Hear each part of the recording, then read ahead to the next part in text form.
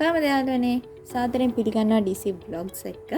මේ review vlog එකෙන් මම ඔයාලත් එක්ක බෙදා ගන්න යනයි මූලිකවම කොහොමද අලුතෙන්ම ගත්ත Air Humidifier එකක් use කරන්නේ මොන වගේ දේවල් ගැනද සැලකිලිමත් වෙන්න ඕන කියන එක ගැන.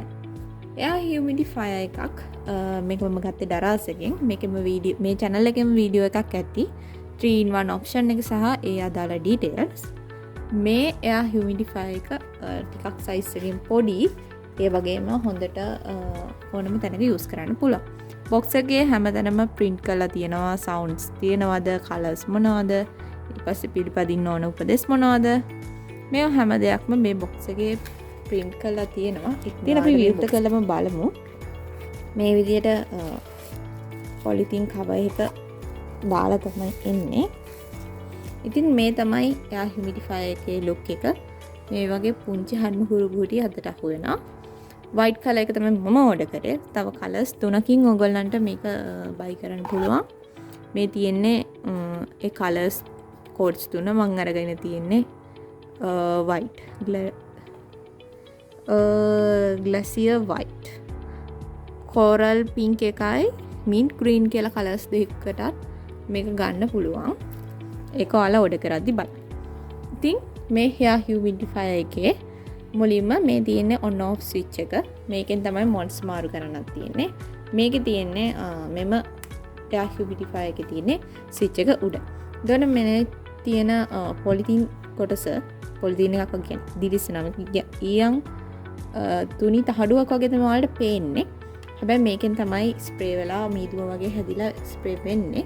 ඉතින් එතකොට ඔයාලා මේක ගොඩාක් පරිස්සම් කරන්න ඕන මොනවත් අනින්න කරන්නේ නැතුව කිසිම කෙමිකල් එකක් දාලා ක්ලීන් කරන්න නැතුව මේ CV වගේ තියෙන කොටස හරියම පරිස්සමින් තමයි යූස් කරන්න ඕන. ඒ වගේම තමයි මේ තියෙන්නේ charging port එක.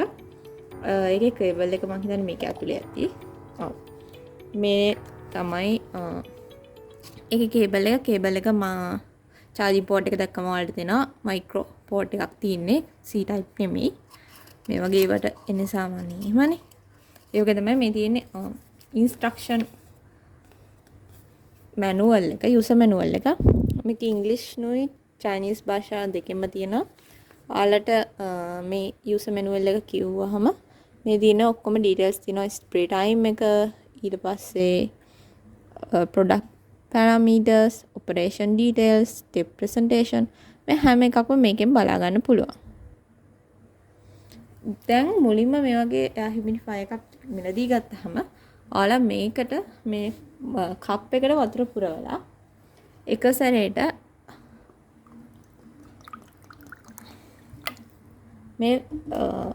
මේක සෙට් කරන්න යන්න එපා. මෙතනින් මෙන්න මේ ගාඩ් එක පරිස්සමට ඔයාලා පේනවා මෙතන ස්ක්‍රීන් එකක් තියෙනවා. ඒක වට ගන්න නැතුව ඒක සාමාන්‍යයෙන් මේකට හයි වෙලා තියෙනෙත් මෙතනින් පරිස්සමෙන් ගලවලා මෙන්න මේ cotton straw එක ගන්න. මේක හොඳටම dry මට්ටමේ තියෙන්නේ.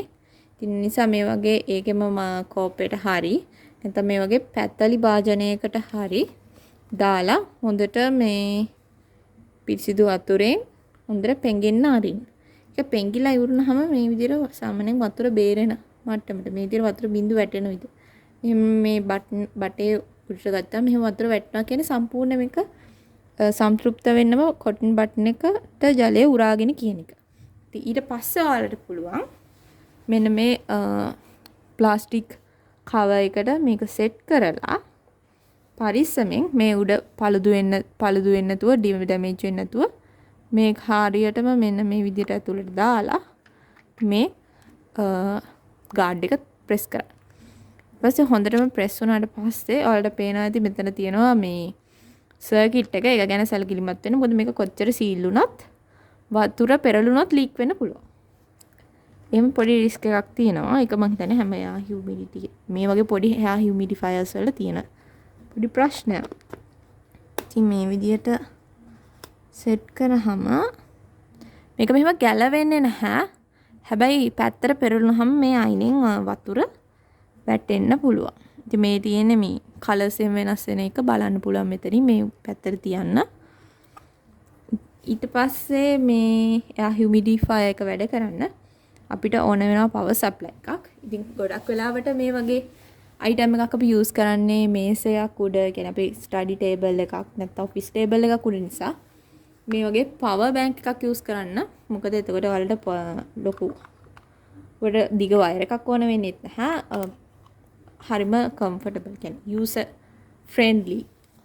මේ විදියට පිටිපස්සෙන් port එකට connect කරාම කළා power bank එක on කරන්න ඕන.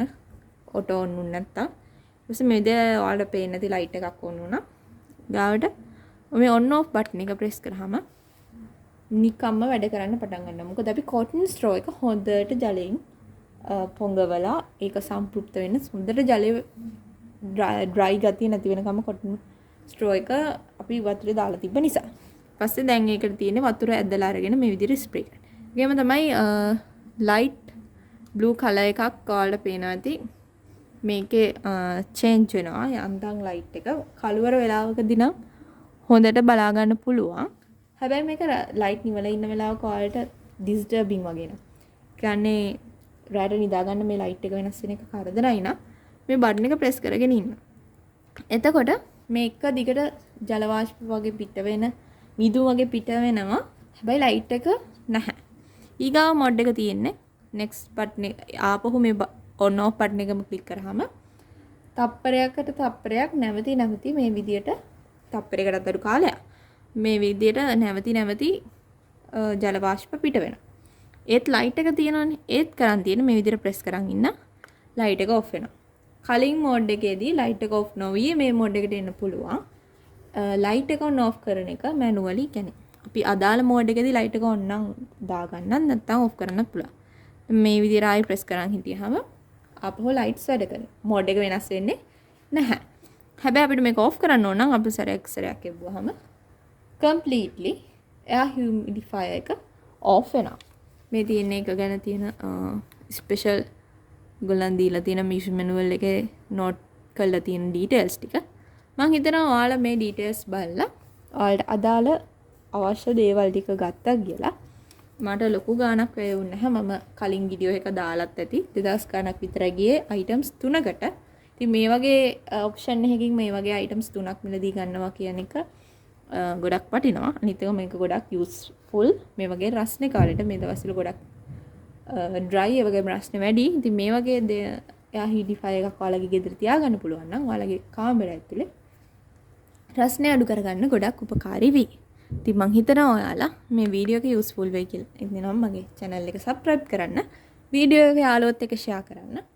ඔයාලා මේ වීඩියෝ එක ගැන හිතන්නේ මොනවද කියලා වීඩියෝ එක යටි comment එකක් විදිහට සඳහන් කරන්න. එහෙනම් තවත් වීඩියෝ එකකින් හම් වෙනවා.